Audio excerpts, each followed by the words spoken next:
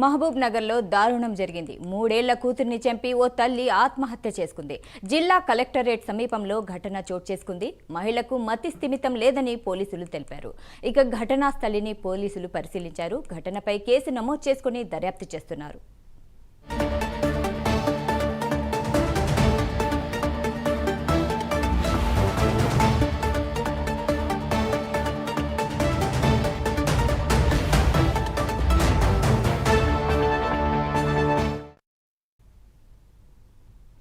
మహబూబ్ నగర్లో దారుణం జరిగింది. 3 ఏళ్ల కూతుర్ని చంపి ఓ తల్లి ఆత్మహత్య చేసుకుంది.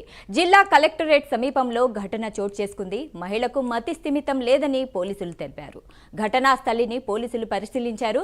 ఘటనపై కేసు నమోదు చేసుకుని దర్యాప్తు చేస్తున్నారు. ఇక ఈ విషయంపై మరింత సమాచారం అందించడానికి మా ప్రతినిధి హరిశంకర్ ఫోన్లో అందుబాటులో ఉన్నారు. హరిశంకర్, చెప్పండి.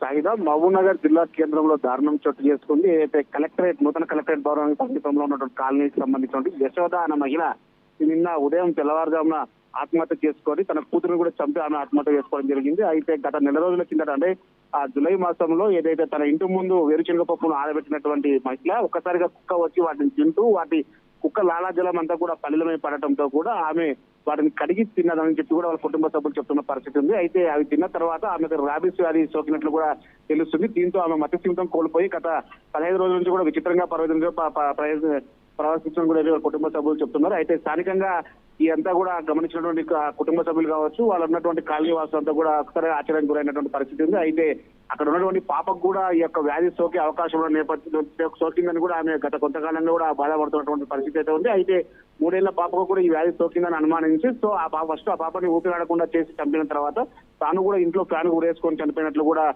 కుటుంబ సభ్యులు చెప్తున్న పరిస్థితి. అదే ఇదంతా కూడా పోలీసులు కేసు నమోదు చేసుకొని ప్రస్తుతానికి విచారణ చేపడుతున్నారు. అదే ఈమె ఆత్మహత్య చేసుకుందా, ఏ ఇతర కారణాల ఆత్మహత్య చేసుకుందని చెప్పి కూడా వాళ్ళంతా కూడా ఆలోచిస్తున్న పరిస్థితి ఉంది. దీనిపై కూడా ఇన్వెస్టిగేషన్ జరుగుతున్నటువంటి సిచ్యువేషన్ ఉంది. మొత్తంగా భర్తకు ఆమె బోర్డుపై కూడా రాసి పెట్టింది, చిన్న బాబుని బాగా చూసుకోవాలి, ఆమె కూడా హాస్పిటల్ చూపించండి అని చెప్పి కూడా ఆమె బోర్డుపై రాయడంతో కూడా కుటుంబ సభ్యులు మాత్రం తీవ్ర ఆందోళన అయితే గురవుతున్న పరిస్థితిలో ఉంది.